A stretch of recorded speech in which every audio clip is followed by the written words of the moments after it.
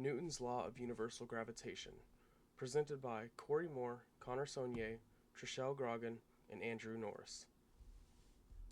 2.1 Original experimental process described. Cavendish used a torsion balance, which was a 6-foot wooden rod suspended by a thin wire. It had two small lead spheres with a diameter of around 2 inches and having a mass of 0.73 kilograms each, and they were both mounted on either end. Two massive lead balls could be swung into position about 9 inches from the small spheres. Both had around a 12-inch diameter and a mass of around 158 kilograms. The tiny gravitational attraction between each small and large pair twisted the rod until the wire's restoring torque balanced the force. Cavendish observed the deflection angle on a calibrated vernier scale, measuring how far the rod rotated due to gravity. He would let the system settle and then took readings using a telescope as to not touch the setup. By measuring the twist angle and knowing the masses, Cavendish could compare the sphere's attraction to the weight of the small ball. Using Newton's law, this yielded Earth's density. This effectively, quote-unquote, weighed the world. 3.1 Modern experimental process described. Cavendish's experiment with modern tools. Scientists still use the core idea of Cavendish's torsion balance experiment, but now with laser interferometry and vacuum chambers to reduce error and detect tiny gravitational forces more accurately. Gravitational wave detectors, LIGO and Virgo. These large-scale observatories detect ripples in spacetime from cosmic events, like black hole mergers, confirming gravitational theory predictions with extraordinary sensitivity. Satellite data. Satellites measure gravitational variations over Earth's surface, helping map underground structures and water levels by monitoring changes in gravitational pull. 4.1 Example question motivation. For this example question, I decided to go with what is the force of gravity between the Earth and basketball at a 15-foot peak during a shot. I decided on this question while I was thinking about Newton and the apple. It was difficult for me to formulate a reasonable scenario with large objects, so I went into a smaller scale like Newton. The scenario of a basketball and an apple are quite similar, but I wanted to see what effect, if any, would an arc motion have on the problem. 5.1 Example question relevant data. To solve this equation, we needed to gather some information for the various forces that would be involved. I have compiled the relevant data into a graph to the right showing the masses, speed, and distances between the objects. With the information gathered, we have all the necessary measurements to do our calculations. The mass of the basketball is 0.59 kilograms. Mass of the Earth is 5.97219 times 10 to the 24th kilograms. Distance between objects is 6,371,004, and the speed of motion is 18 miles per hour. 6.1 Additional information. Newton published a book in 1687 under the name Philosophiae Naturalis Principia Mathematica. This book laid out the law of universal gravitation and his 3 laws of motion. Newton's brilliance went beyond gravity. He even co-invented calculus and made breakthroughs in optics. Earlier pioneers set the stage for Newton's work. Galileo Galilei showed through experiments that all objects fall with the same acceleration regardless of mass. This experiment overturned Aristotle's ideas. Johannes Kepler empirically discovered the laws of planetary motion, notably that planets move around the sun in elliptical orbits rather than perfect circles. These findings provided insights that Newton unified under one theory.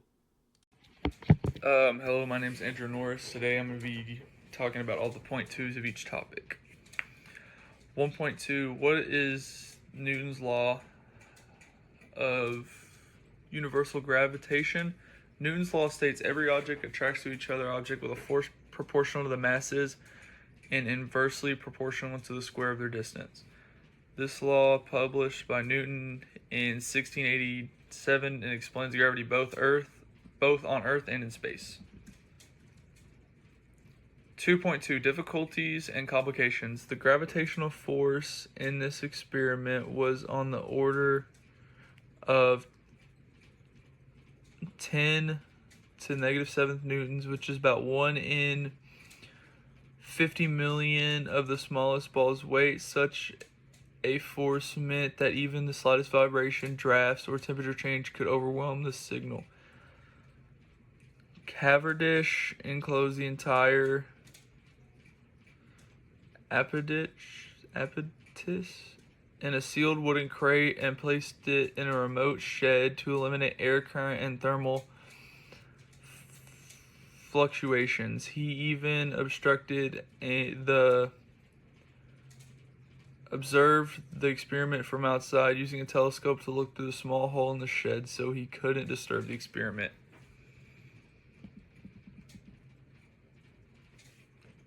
3.2 Differences in modern approach outlined. From Earth-based to space-based observation, to precision and scale, to integration in relativity. 4.2 Explain question understanding. Solving this problem on smaller scale is the similar size and process to Newton on the apple. One can learn the process and formulas needed in a simpler manner with smaller numbers. If you wanted to solve a similar equation about the Earth and the asteroid, for example, working at these smaller figures can make it easier to grasp the information when given. By learning these formulas and constants to solve these equations, you can start on a path to being a designer for satellites and spaceships. 5.2 Explain question formulas. For this example question, we have one primary formula we can use shown to the right. To find the force of gravity, we must multiply the gravitational constant against two masses and then divide the distance of the object centered squared. The gravitational constant is 6.6743 times 10 to the negative 11th newtons. Additional student interest. We were surprised to learn that Newton never knew the values of the gravitational constant, and Newton's law wasn't measured until 1798. Experiment over 100 years later. Another topic was the idea of the weightlessness in orbit. I assumed that the astronauts float in space because there's no gravity. I learned that this is a common misconception. Gravity in the interstellar and the ISS is still about 90% stronger, or still 90% as strong as Earth's surface. The weightlessness is only because them and their spacecrafts are in continuous free fall above Earth. Hi, my name is Trishelle Grogan, and I am one of the presenters for this presentation for Newton's Law of Gravitation. Fields influenced by Newton's Law.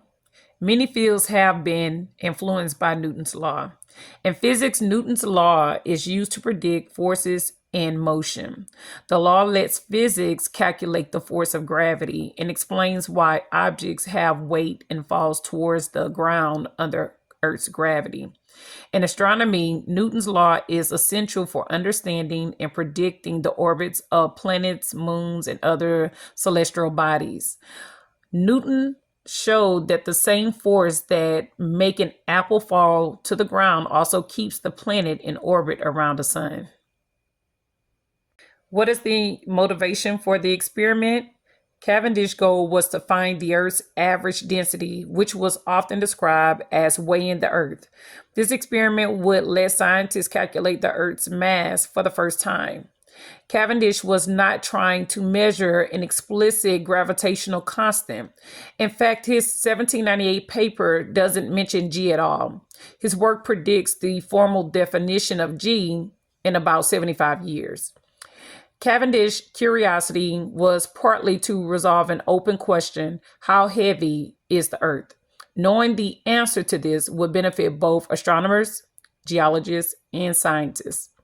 The scientific community stood to gain fundamental constant. Once the Earth's density was known, one could infer the Earth's mass and even deduce the sun's mass. Modern benefits of discovery is going to be explained in this slide. GPS accuracy.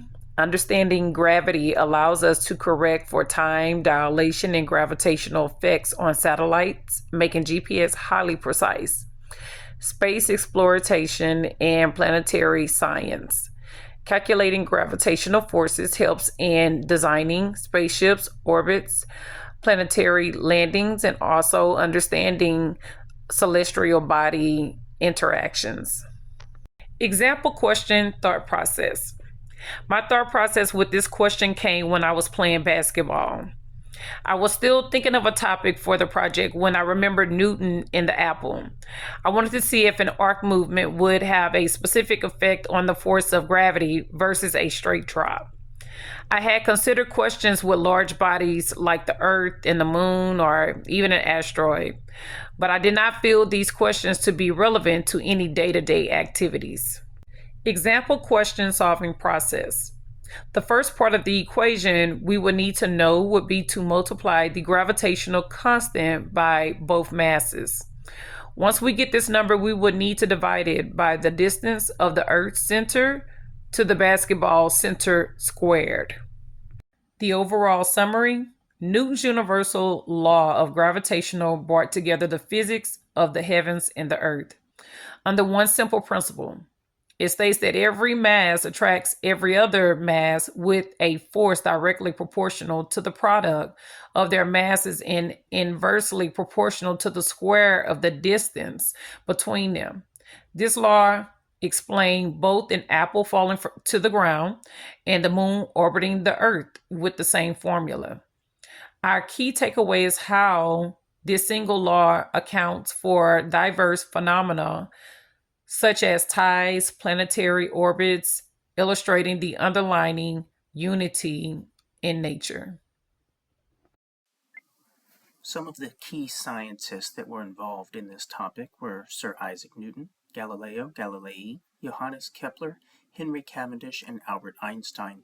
Isaac Newton being the one who formulated the law of universal gravitation in 1687, describing gravity as a force of attraction between all masses that diminishes with distance. Galileo Galilei was also another significant contributor to the study of gravity.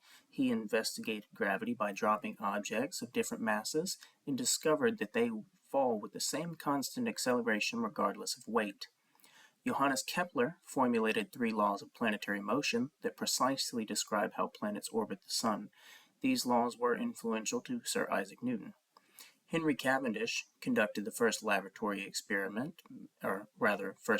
measurement of gravity in 1797 and 1798 by using a torsion balance to detect the tiny attractive force between lead spheres. And then lastly, we have Sir Albert Einstein, who revolutionized the understanding of gravity with his general theory of relativity in 1915, which describes gravity not as a pulling force, but as the curvature of space and time caused by mass. Einstein's theory explained subtle gravitational effects that Newton's law could not fully account for. Original benefits of discovery for this topic: Cavendish's 1798 measurement put Earth's density at about 5.48 times that of water. This was the first time anyone had a number for Earth's mass. It immediately became a foundational value in science, validating Newton's law of gravity in a quantitative way. With Earth's mass and density known, scientists could derive other key data. For instance, using Cavendish's result and the known surface gravity of 9.8 meters per second squared, one could compute the gravitational constant and even determine the sun's mass from orbital mechanics. Cavendish's experiment thus gave astronomers and physicists a critical piece of information to calculate masses of various celestial bodies. Future expectations of research for this subject: quantum gravity research being our first topic here. Scientists are working to unify gravity with quantum mechanics, potentially leading to a theory of everything that explains all forces of nature. Detection of new gravitational phenomenon: future detectors may uncover unknown cosmic objects or help identify dark matter and dark energy through gravitational effects. For the uniqueness of this example question, we did study the textbook and some other subjects online.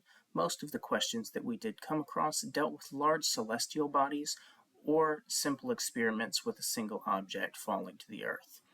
For this, we wanted to try and take into account the arc motion through the air to see what differences, if any, that made on force of gravity. To verify the answer, I calculated it twice on two separate calculators. The first calculation of the gravitational constant times the two masses of the Earth and the basketball comes out to approximately 10.40399 times 10 to the sixth power.